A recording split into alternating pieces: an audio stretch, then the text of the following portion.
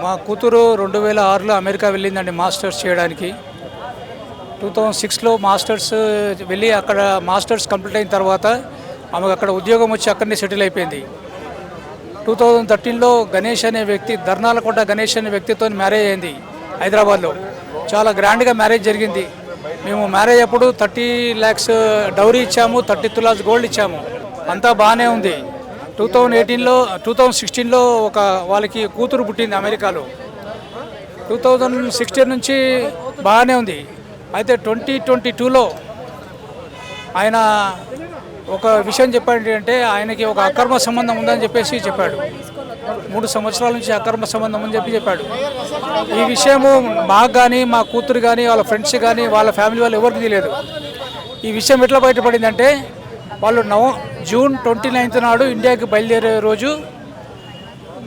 రోజు కన్నా ముందు, ఒక రోజు ముందు ఆమె వీళ్ళ ఇంటికి వచ్చి తలుపు కొట్టింది. వచ్చి ఆమెకు డౌట్ వచ్చింది. ఆమెకి ఏం చెప్పాడంటే, నాకు నా భార్యతో డైవర్స్ నడుస్తుంది, ఆమె ఇండియాలో ఉంటుంది అనేసి ఆమెకు అబద్ధం చెప్పి 3 సంవత్సరాల నుంచి ఆమెతో అక్రమ సంబంధం పెట్టుకున్నాడు.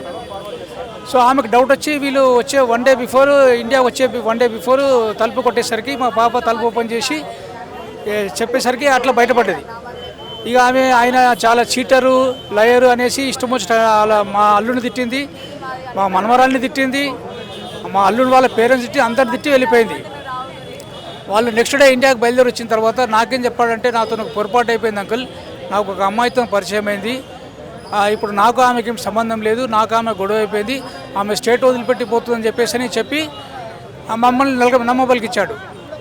అయితే మేము కూడా నమ్మేశాము. సరే వెళ్ళిపోయింది అంటుండు కదా అనేసి నమ్మేసి ఏం చేసాడు, మా పాప అన్నది అవన్నీ కాదు, నువ్వు నాకు రాసియాలి అసలు ఏం జరిగిందని అని అంటే, అప్పుడు ఆయన 2 పేజీలు 100 రూపీస్ స్టాంప్ పేపర్ పైన సొంత హ్యాండ్ రైటింగ్తో రాసిచ్చాడు. దాంట్లో ఆయన ఒప్పుకున్నాడు, నాకు అక్రమ సంబంధం పెట్టుకున్నాను నేను 3 సంవత్సరాల నుంచి, ఈ విషయాన్ని నేను మా భార్యకి కానీ ఎవరికి కానీ చెప్పలేదని చెప్పాడు. సో ఎవరికి చెప్పలేని చెప్పాడు. సరే ఆయన రాసిచ్చింది కదా, ఇక బాగుంటుందని చెప్పాడు కదా అని చెప్పేసి పంపించాము. పంపిన తర్వాత ఏమైపోయింది, 2 నెలల తర్వాత హఠాత్తుగా మా 8th నవంబర్ మార్నింగ్ మా కూతురు చనిపోయిందని చెప్పి ఫోన్ చేశాడు బెడ్లో. 7th నాడు ఆమె మెడికల్ చెకప్కి పోయింది. 7th నవంబర్ నాడు ఆమె అన్నీ నార్మలే ఉండే. 8th నాడు చనిపోయిందని చెప్పేసి ఫోన్ చేస్తే మేము షాక్ అయిపోయినాము. ఇక మాకేం చెప్పాడంటే న్యూమోనియా అని చెప్పేసి చెప్పాడు. మేము కూడా ఇమీడియట్గా వెళ్ళాము అమెరికాకి. వెళ్ళిన తర్వాత అప్పటికే వాళ్ళ ఫ్రెండ్స్ అందరూ కూడా మమ్మల్ని మిస్గైడ్ చేశారు, ఇక్కడ డాక్టర్స్ అంతా అక్యురేట్ ఉంటారు, న్యూమోనియా అంటున్నట్టే మేము కూడా నమ్మేశాము. అయితే ఆయన ఏం చేశాడు, 10 days తర్వాత ఆయన ఇండియాకి వచ్చాడు అస్థికలు తీసుకొని ఇక్కడ కాశీలో కలపడానికి. మేము వాలంటీర్లోనే ఉండి మేము అన్ని ఇన్వెస్టిగేషన్ చేసేసరికి చాలా విషయాలు బయటపడ్డాయి. ఆయన యాక్చువల్గా 5 సంవత్సరాల నుంచి డేటింగ్ యాప్స్ మెయింటైన్ చేస్తున్నాడు. ఆయన ఫ్లాట్ కొని ఆ ఫ్లాట్లో ఆమెను పెట్టేసుకున్నాడు. సో ఈ రకమైన విషయాలన్నీ బయటపడిన తర్వాత ఇప్పుడు ఏమైపోయిందంటే, అక్టోబర్ 2023లో టాక్సికాలజీ రిపోర్ట్ అనేది బయటకు వచ్చింది.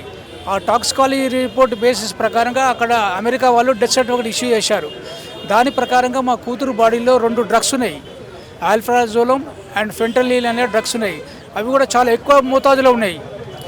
ఆ డ్రగ్స్ ఏంటంటే కొకైన్ కన్నా 100% ఎక్కువ 100 రెట్లు పవర్ఫుల్ అంటవి. సో ఇప్పుడు మా పాప చనిపోవడానికి కారణము ఆయన అక్రమ సంబంధము, తర్వాత ఆయనకి ప్రాపర్టీస్ అంటే చాలా పిచ్చి ఆయనకి. సో వీటి మూలంగా ఆయన చంపాడు. ఇప్పుడు మేము అక్కడ కంప్లైంట్ ఇస్తే వాళ్ళు తీసుకున్నారు, కానీ దానిపైన యాక్షన్ తీసుకోలేదు అమెరికాలో. మేము ఇండియాకి వచ్చి ఇక్కడ మల్కాజ్గిరి పోలీస్ స్టేషన్లో డైరెక్ట్ పిఎస్లో కంప్లైంట్ ఇస్తే వాళ్ళు తీసుకోలేదు. తర్వాత ఏం చేశాము, నేను మళ్ళీ మల్కాజ్గిరి కోర్టుకి అప్రోచ్ అయ్యి ప్రైవేట్ కంప్లైంట్ ఫైల్ చేస్తే అప్పుడు కోర్టు ఆర్డర్స్ ప్రకారంగా జడ్జి అని చెప్పి ఆర్డర్స్ ఏమి ఇచ్చారంటే ఎఫ్ఐఆర్ చేయాలని చెప్పి ఆర్డర్స్ ఇచ్చారు. కోర్టు ఆర్డర్స్ ఇచ్చినా కూడా 2 months వరకు పట్టించుకోలేదు నేరేడ్మెట్ పిఎస్ వాళ్ళు, ఎఫ్ఐఆర్ చేయలేదు. తర్వాత నేను హైకోర్టులో కేసు ఫైల్ చేశాను. అప్పుడు హైకోర్టులో 31/10 నాడు మాది హియరింగ్ ఉండే, 31/10/23 నాడు. ఆ హియరింగ్ రోజే వీళ్ళు ఎఫ్ఐఆర్ చేసి నాకు కాపీ ఇచ్చారు. ఎఫ్ఐఆర్ చేసి కూడా ఇప్పటివరకు కూడా ఏమి యాక్షన్ తీసుకోలేదు. సో బహుశా ఇక్కడ లోకల్ పోలీస్ వాళ్ళకి, ఎందుకంటే అక్యూజ్డ్ అమెరికాలో ఉంటారు కాబట్టి ప్రొసీజర్స్ అవి తెలియదు కాబట్టి, నా డిమాండ్ ఏంటంటే ఈ ప్రాసెస్ అంతా కూడా ఇన్వెస్టిగేషన్ అంతా కూడా సిబిఐకి హ్యాండ్ ఓవర్ చేయాలని చెప్పేసి నేను ఇప్పుడు రిప్రజెంటేషన్ ఇచ్చాను. 2 days బ్యాక్ గవర్నర్ కూడా ఇచ్చాను. సో మా కుటుంబానికి న్యాయం జరగాలంటే సిబిఐ ద్వారా దీన్ని ఇన్వెస్టిగేషన్ చేయించాలి. ఇప్పుడు మా మనమరాలు అయిందేనే ఉన్నది. మనమరాలకి కూడా ఒకరోజు ఎందుకంటే ప్రాపర్టీస్ పిచ్చి. ఇప్పుడు ఆయన పేరమారుతోని అక్రమ సంబంధం పెట్టుకొని అమ్మాయి దగ్గరనే ఉంటున్నాడు. ఇప్పుడు ఆయన మా పాప చనిపోయిన 4 నెలలకే ఆ ఇంట్లో కంచి వెళ్ళిపోయి ఆమె దగ్గర ఉంటున్నాడు. పెళ్లి చేసుకోలే ఏం చేసుకుంటున్నాడు. మా పాప ఆస్తి అమ్మి దాని పేరు మీద కొన్నాడు. ఇక అలాంటి వాడు పాపని ఏం చూస్తాడండి? రేపొకరు మా మనవరాలు ఆయనతోనే ఉంది. ఆయన ఇప్పుడు ఒక స్టేట్ వదిలిపెట్టి వేరే స్టేట్కి వెళ్ళిపోయాడు. ఉంటలేడు, పారిపోతున్నాడు అక్కడి నుంచి. ఎవరు అడుగు అబద్ధాలు చెప్తాడండి. అబద్ధాలు కూడా అంత చాలా బాగా చెప్తాడండి. అసలు మేము అలాగే మోసపోయాము. ఎందుకంటే మనిషి ఏమాత్రం ఇంత కోపం లేనట్టు అది లేనట్టు చాలా అమాయకంగా కనబడతాడు. కానీ చేసేటి అన్నీ ఇలాంటి పనులు. ఫ్యామిలీ అంతా కూడా మల్లాం విలేజ్లో ఉంటుంది, east Godavari district. So family members అంతా కూడా అన్ని అబద్ధాలే మాట్లాడుతున్నారు. వాళ్ళకు కోడలు చనిపోయిన బాధనే లేదు వాళ్ళకి. ఎంతసేపు ఆమె ప్రాపర్టీ ఎట్లా లాక్కోవాలి. ఇప్పుడు మా పాప మెట్ లైఫ్ కంపెనీలో జాబ్ చేసేది.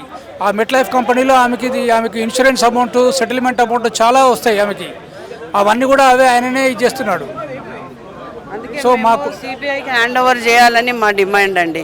కనీసం మీ ద్వారా వాళ్ళకి అందితే మాకు న్యాయం జరుగుతుందని కోరుకుంటున్నాం మేము.